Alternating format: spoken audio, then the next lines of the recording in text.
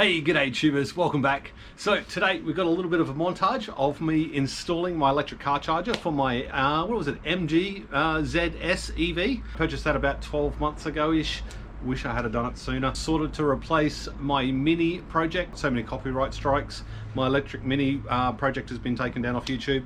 I don't get their copyright thing, but... So the plan today, install that electric car charger, or at least show you the footage that I took 6 months. But moreover than that, the electrician should be here shortly, so again, I'm in a rush situation like I was last time. I got a My Energy Eddi.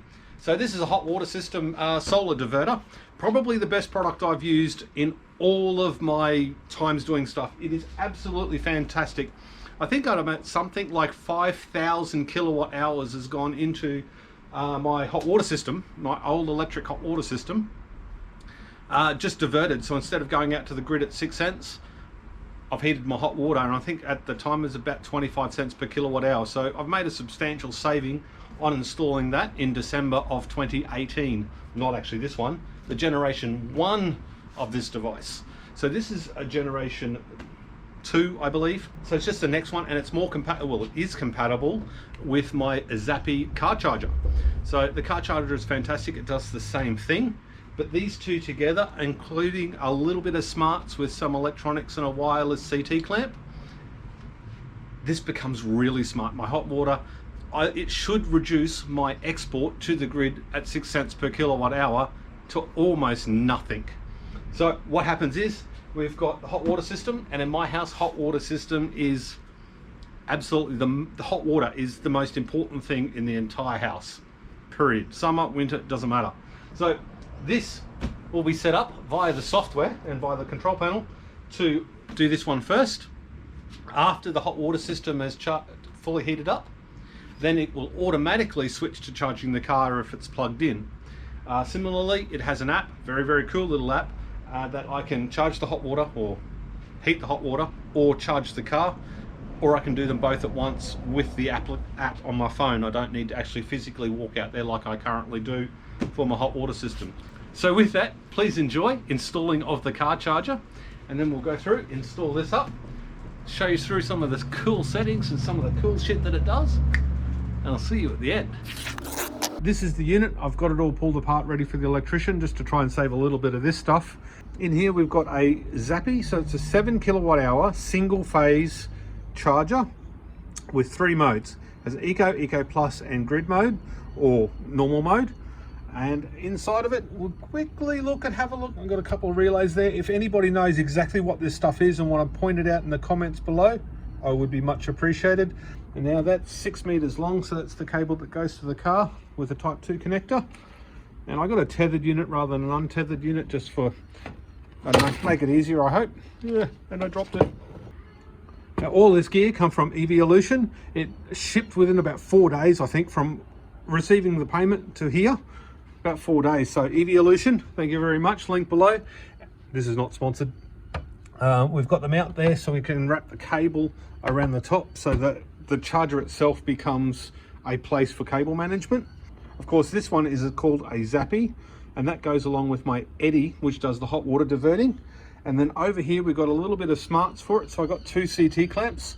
I've got one, and the power cable and stuff already pulled apart over there. So I've got a third one on my Eddi.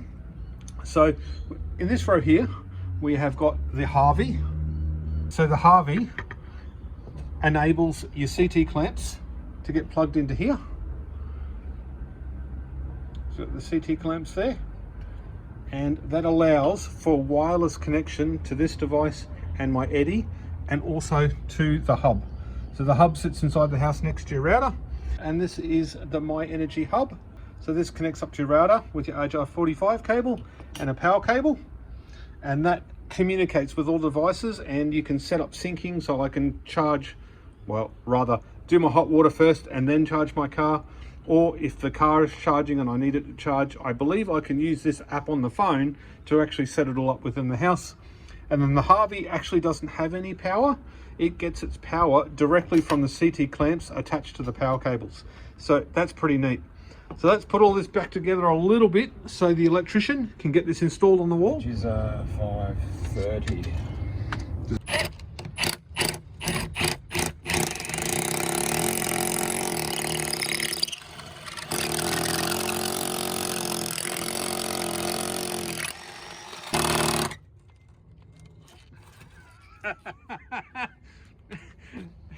battery's gone flat. The irony of that. I haven't moved that panel yet. Oh, look at that. Oh, giddy up.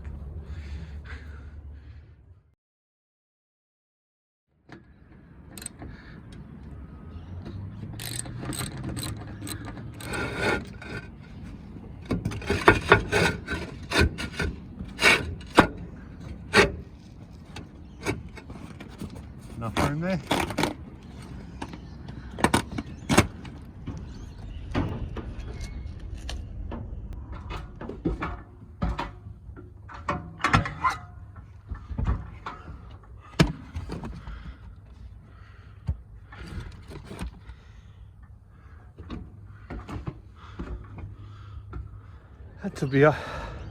I'm too old to be crawling through roof spaces. We've got all the bees blocked up. I don't know where these bees are coming from. There's a few out. Okay. Cattails pushed through there. Where's the electrician gone? On the roof.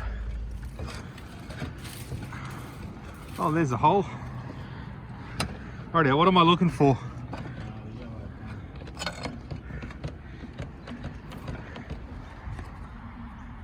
Regular house power, Cat 5 cable, and that's what we're going to. There should be a few more amps and won't get as hot. I haven't been up in here in a while. I think I need to clean my solar panels. I did read the instructions, but then I lost them. I spent 20 minutes this morning looking for the bloody things. Yeah, I didn't even notice it. I unboxed it and didn't even notice the template there on the case.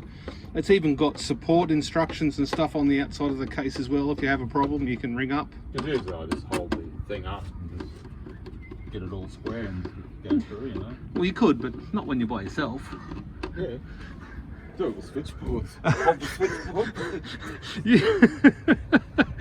I needed to get this bit on camera, but I think I missed it.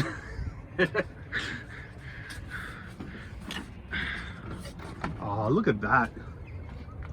I do actually like a good template. Do you want me to hold that there? I can do it. Make sure it's square looking. I'm not used to using a template. How good's that cardboard? Oh, he's just going to send it. Well, then you'd have to take it back off again.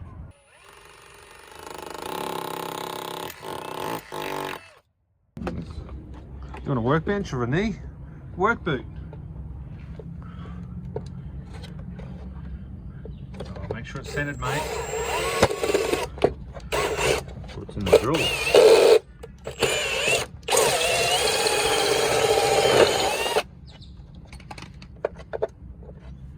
Ah, I see. So you put the gland opposite way around. Yeah, so it clears the wall. Yeah, because if I put Okay. it that way, it's gonna. So do you clean this stuff up or you just leave it here for the customer? Oh, I just leave it all here. Figures.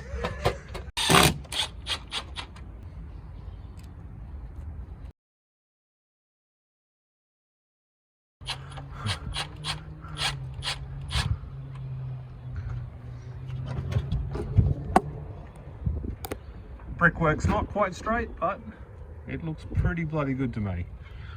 At least from this angle.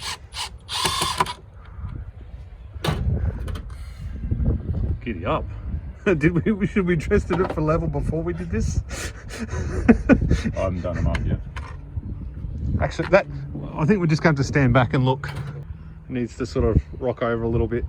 Oh, that's spot on.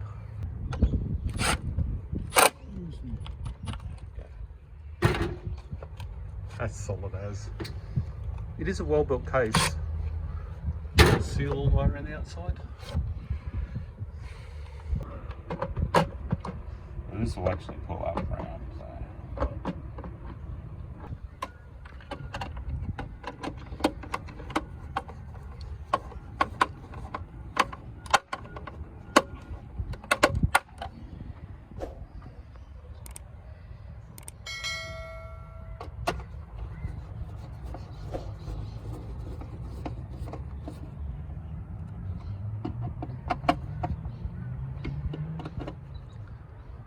We're almost all done. Oh, look at that, right on time.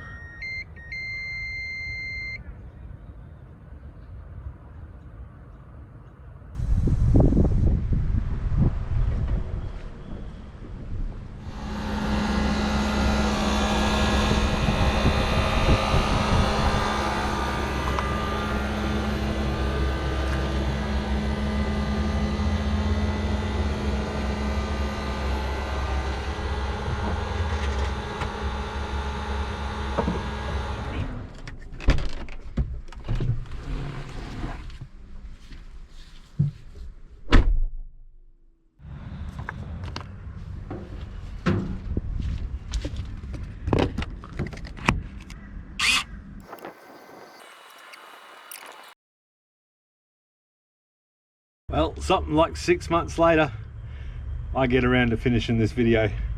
It's been a while, but there's been a really big advantage to that time frame it's taken me.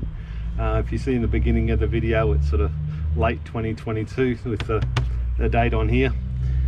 And now it's midway through the 3rd month of 2023.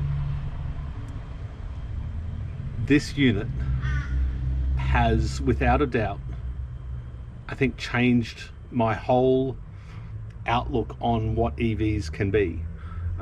Basically, before we were driving this up, we didn't have any power points in the front yard, so it was inconvenient. Every afternoon we had to drive it through the gate, we had to plug it in, we had to charge it with the 1.7 kilowatt granny chargers that come with the car. Now we just drive up the driveway, plug it in, walk inside, and it's done. We never have to think about it. The car is almost always fully charged. Our hot water system now, and this is today, the hot water system is all smart as well and linked up with this. It took a couple of months to install that. So let me take you through some of the settings, or at least the screen display, so you know what you're in for if you're ever going to purchase one. So on that note, let's stop talking. Let's have a look at this screen. My apologies about the glare on the screen here. It is midday. So we're doing 4 kilowatts from the solar. The house is using 1.8 kilowatts. Now the house is my shed and anything that's not on the battery system. And then we've got the car is actually charging at 2.1 kilowatt hours. So at the moment we're charging in Eco Plus mode. Now that is indicated by the 2 leaves here in the Eco Plus. I can change that to Eco and then fast.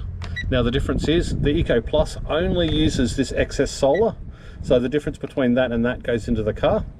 Eco Plus, you can sort of take a little bit from the grid and then a little bit from the actual the solar as well. And then fast charge, if we click the little thing, it says boost, and that says fast charge, and then this ramps up to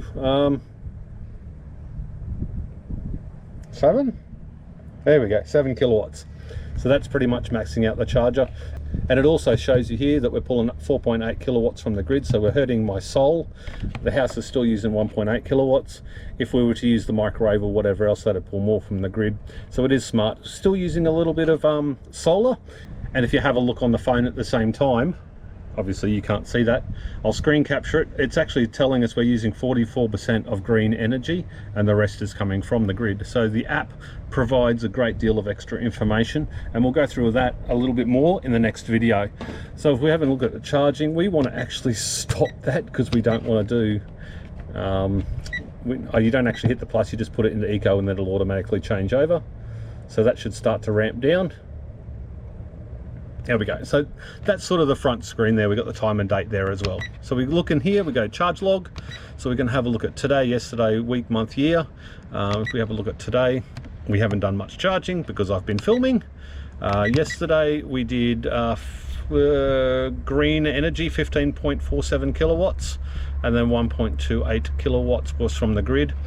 We try not to take it from the grid, but if we do, it doesn't really matter.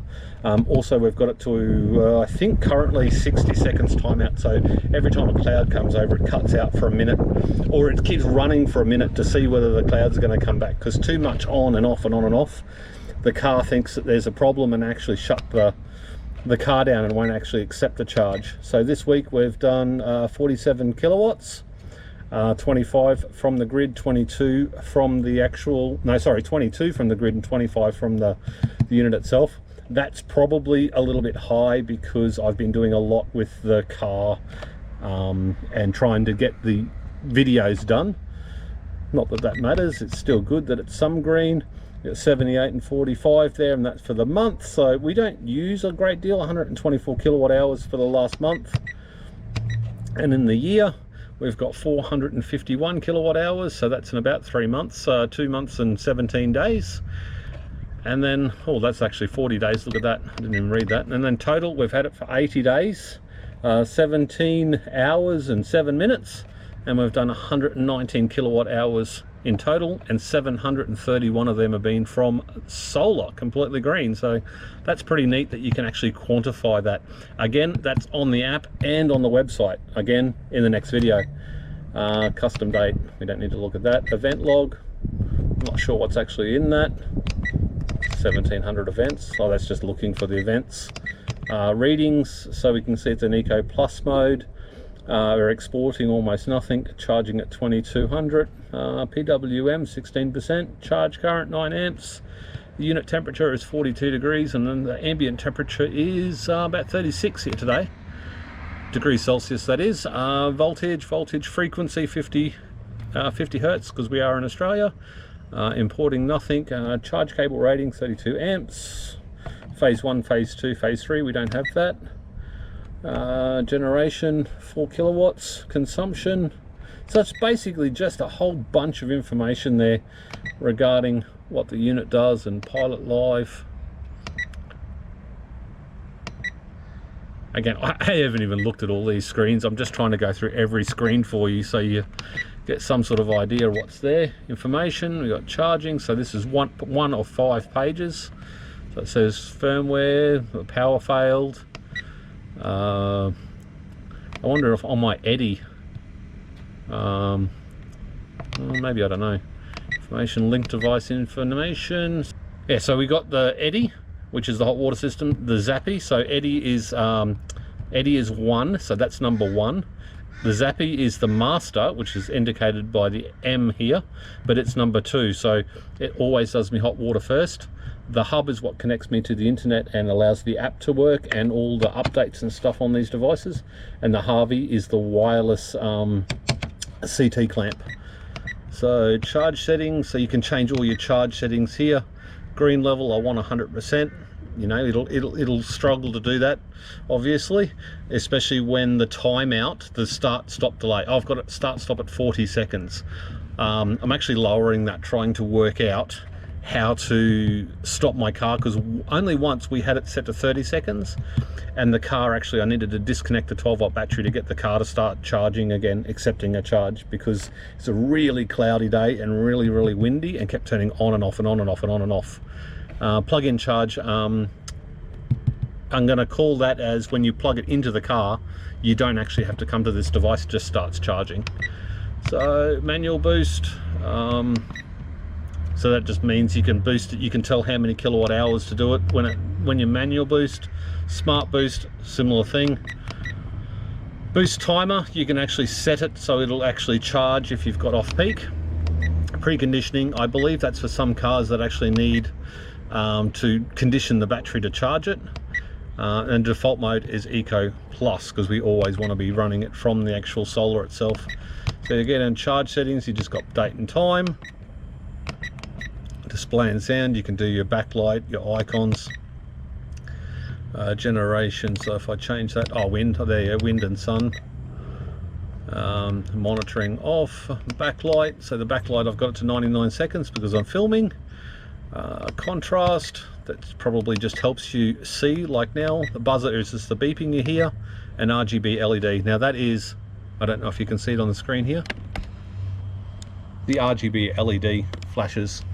I thought that was a neat idea, you could turn that off, because I need it to be, well, you can't actually turn it off, I just put the brightness to 0%. Otherwise at night time, even though the screen's off and the car's charging, this sits here and pulses. Although it looks cool, I don't really want to advertise more, says the person doing a YouTube video right now. Lock function, so you can lock it and do sorts of things like that, and you can put lock codes and whatever else, that's all default until I finish this video. That just means you know, randoms can't come along and plug in and charge, sorry. Download firmware, I don't think that'll work, but if I hit that, it'll check the internet, see if there's any actual firmware updates, and there is none. So that just basically restarts. Of course, now I've lost where I'm up to. Download firmware advanced. Of course, the password is 4 zeros at the moment. And you can do grid supply, device, and you can have a look at some of the stuff in there. Network. That must be something. The network must be the grid network. Link devices. It just shows devices. Here I can actually change what my CT clamps do and whatever else. Grid, generation only, and AC battery. I can't do that with anything else. There's no other. I don't think there's anything else. Oh, you can set priority there. And I can't set priority on this one. I've got to do it on the actual Eddi itself. Pairing mode, that just puts it in a pairing mode, looking for slaves or masters. Channel, that allows you to change the channel. So if you've got something interfering, you've got 8 channels there to choose from.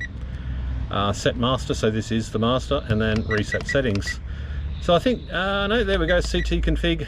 So when you get this My Energy device, the Zappi, you have to turn off the CT1 and then turn on the internal load to get the wireless CT clamps to work.